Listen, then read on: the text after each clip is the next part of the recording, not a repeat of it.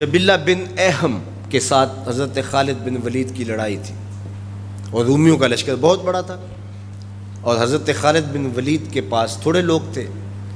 لیکن ہوا ایسا کہ حضرت خالد بن ولید جس جنگ میں بھی گئے ہیں فتح کے پرچم گاڑ کے آئے ہیں، لیکن یہ پہلی جنگ تھی کہ جس میں ان کا پلہ بھاری دکھائی دے رہا تھا اور ان کے قدم اکھڑ رہے تھے. حضرت رافع تائی رضی اللہ تعالیٰ عنہ نے کہا لگتا ہے آج قضا آ گئی، آج نہیں ہم بچ سکتے حالات جو ہیں. حضرت خالد بن ولید کہنے لگے ہاں مجھے بھی یہی لگتا ہے کہ قضا آج آئی ہی آئی. ادھر حضور علیہ السلام حضرت ابو عبیدہ رضی اللہ تعالیٰ عنہ کو خواب میں ملے اور وہ اپنے گھر میں سوئے ہوئے تھے مدینہ المنورہ میں. کہا اللہ کا شیر مشکل میں پھنسا ہوا ہے اور تم سوئے ہوئے ہو.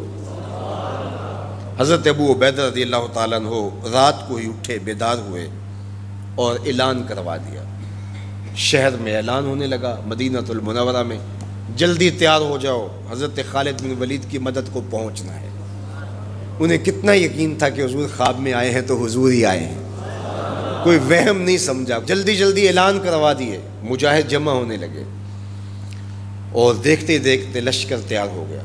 تو انہوں نے محسوس کیا کہ لشکر سے ہٹ کے کوئی سوار چل رہا ہے، تو انہیں کوئی شک گزرا کہ کوئی جاسوس نہ ہو. ذرا مزید اس کی جستجو کی تو وہ نقاب پوش بھی تھا، تو شک اور زیادہ بڑھ گیا.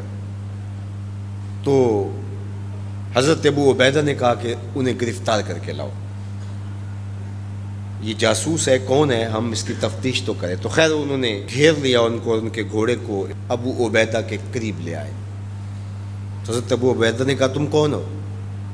انہوں نے تھوڑا سا قریب ہو کے کہا کہ میں خالد بن ولید کی بیوی ام تمیم ہوں. جب آپ نے اعلان کیا کہ خالد مشکل میں ہے تو میں پریشان ہو گئی کہ اللہ کا شیر تو کبھی مشکل میں آیا نہیں تھا، آج کیا ہوا؟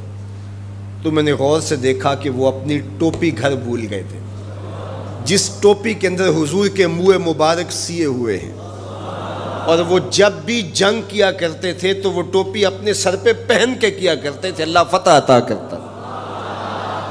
تو میں ان کو ٹوپی دینے جا رہی. اللہ اکبر. جب یہ لوگ وہاں پہنچے تو سواروں کا ایک قافلہ آگے بڑھ کے خالد بن ولید کے ساتھ دشمن پر حملہ آور ہو گیا. ایک نقاب پوش سوار آگے بڑھتا ہے اور ہاتھ میں تلوار ہے، اور دشمن پیچھے ہٹتا چلا جاتا ہے. تو خالد بن ولید کو رشک آیا اس کی بہادری پہ اور خوش بھی ہوئے، اور حالت جنگ میں اپنے گھوڑے کو ایڑ لگا کر کے اس سوار کے قریب ہوئے اور کہا نقاب پوش جوان تم کون ہو، اتنی بہادری سے لڑ رہے ہو؟ تو اس نے ہلکا سا نقاب الٹ کے کہا پہچانو تمہاری بیوی ام تمیم ہوں، اور تمہیں وہ ٹوپی دینے آئی ہوں جس کے اندر حضور کے بال سیے ہوئے ہیں. تو حضرت خالد بن ولید کو انہوں نے ٹوپی عطا کی اور انہوں نے سر پہ رکھی. اللہ نے اسی دن مسلمانوں کو فتح عطا کی. یہ حضور علیہ الصلوۃ والسلام کے بالوں کی برکت تھی.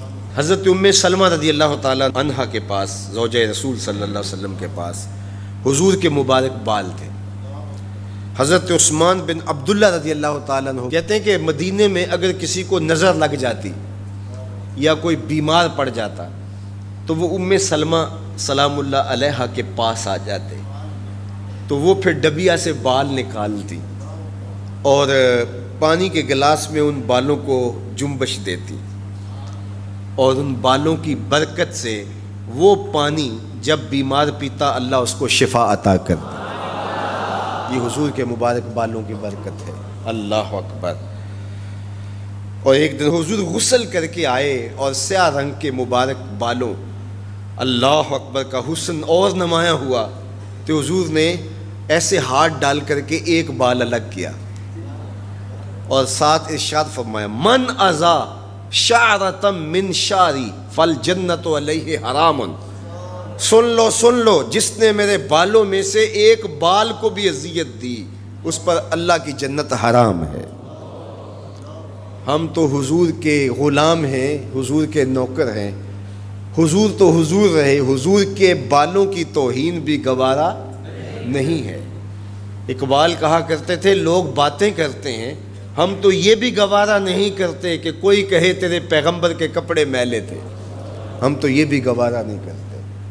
مغرب اس کیفیت کو سمجھتا نہیں ہے، اور وہ سمجھتا ہے کہ شاید ان حرکتوں سے میں مسلمانوں کے دلوں سے ان کے پیغمبر کی عظمت کو چھین لوں گا، نکال دوں گا، لیکن اسے بھول ہو گئی ہے۔ یہ 1000 گناہ گار سہی، بدکار اور سیاہ کار سہی، دنیا دار سہی، یہ کاروباری سہی، لیکن جب اپنے دل کا سودا کرنے کی باری آئے تو مدینے کی گلی میں کرتے ہیں، اور سب کچھ لٹانے کے بعد بھی کہتے ہیں حق تو یہ تھا کہ حق ادا نہ ہوا۔ ہماری جانیں، ہمارے ماں باپ، ہماری نسلیں، ہماری زندگی کا ایک ایک گوشہ حضور کے نام پہ قربان۔ حضور کے نام کا جھنڈا کبھی نیچا نہیں ہو سکتا، ان کے نام کا جھنڈا ہمیشہ اونچا رہے گا۔ چاند کی طرف منہ کر کے تھوکنے سے اس کی نوری کرنوں کو میلا نہیں کیا جا سکتا، تھوکنے والے کا تھوکا اس کے اپنے منہ پہ آ گرے گا۔ تبت یدا ابی لہب و تب کا تازیانہ آج بھی دشمنان رسول اور شاتمان رسول پہ برس رہا ہے، اور میرے نبی کا نام کل بھی اونچا تھا، میرے نبی کا نام آج بھی اونچا ہے، رہے گا یوں ہی ان کا چرچا رہے گا، پڑے خاک ہو جائیں جل جانے والے۔